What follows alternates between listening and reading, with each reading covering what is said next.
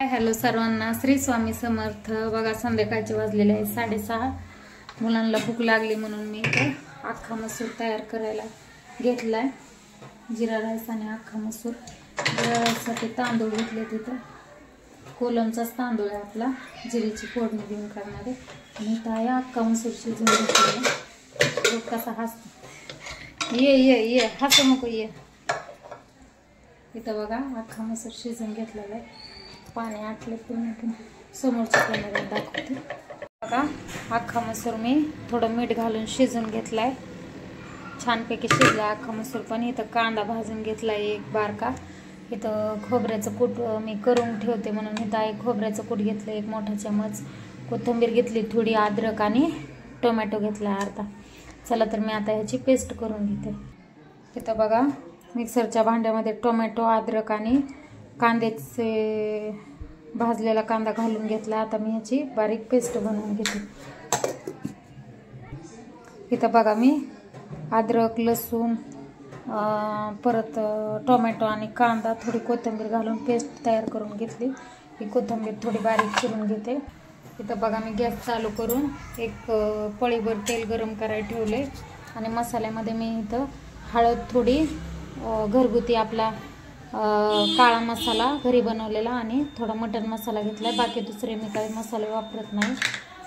तेल थोडं गरम झालं की लगेच ही पेस्ट आपण आधी घालून घेऊ।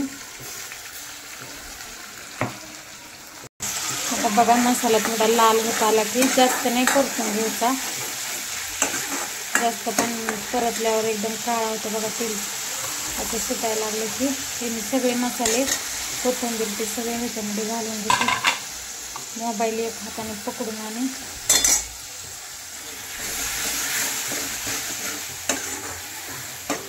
स्टँडच पाहिजे ना रेसिपीच्या व्हिडिओला, पण आता मस्त करून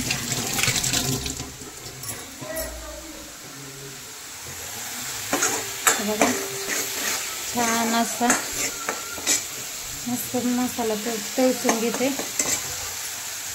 थोडंसं मीठ पण घालते याच्यामध्ये, शिजताना घातलं होतं म्हणून मी थोडंच घालते। भाजी पण आपल्याला काही जास्त नाही बनवायची।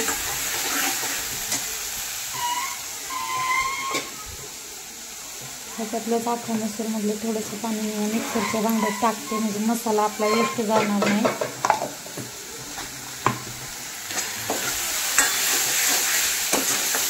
मसाला छानपैकी परतून झाला बघा।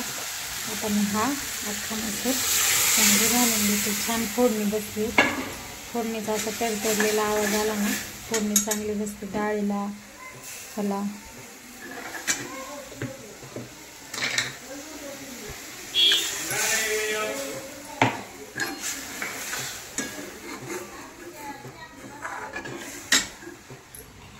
ह्याच्यात पण मी थोडंसं पाणी घालून घेते।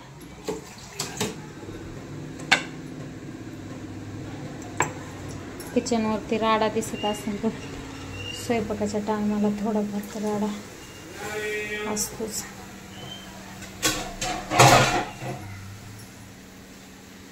छानपैकी एक उकळी घ्यायची, एवढीच भाजी बनवणार आहे मी।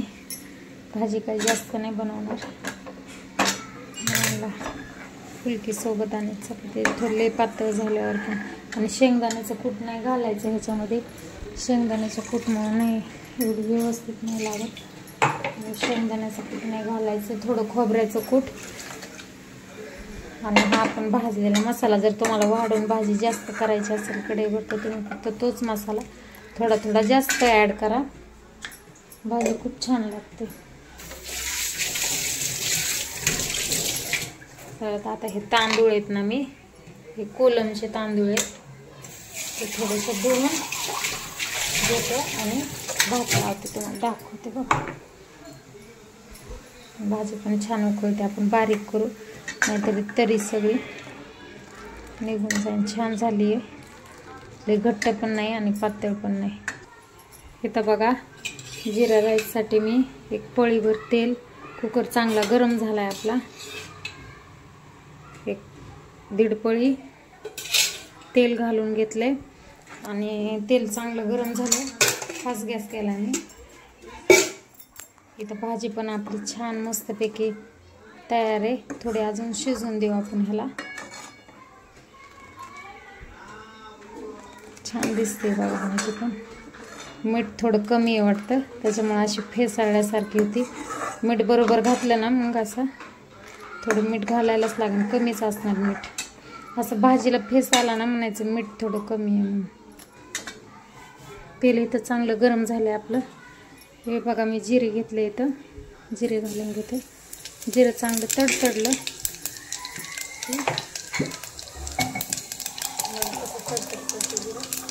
छान होता. असं आपण डायरेक्ट कुकरमध्ये घातलेला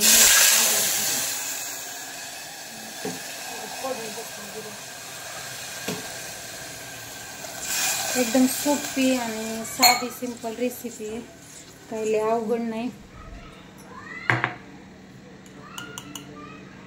मीठ घालून घेते बघा मी, चवीनुसार मीठ घालते. फास्ट गॅस करते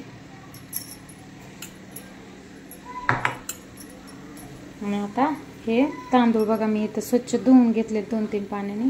हे ह्याच्यामध्ये घालून घेते. अशा प्रकारे इथं बघा आपली अख्खा मसूरची भाजी पण छानपैकी तयार आहे. आणि आपला जिरा राईस पण गरम गरम होते. भात भाजी आणि ह्याच्यासोबत ह्या भाजीसोबत तूप लावलेली फुलकी मुलांना खूप छान लागते. अशा प्रकारे आपला इथं अख्खा मसूर आणि जिरा राईसचा रेसिपीचा आजचा व्हिडिओ जर तुम्हाला आवडला असेल तर लाईक शेअर सबस्क्राईब करायला विसरू नका. भेटूया चला पुन्हा पुढच्या व्हिडिओमध्ये. बाय.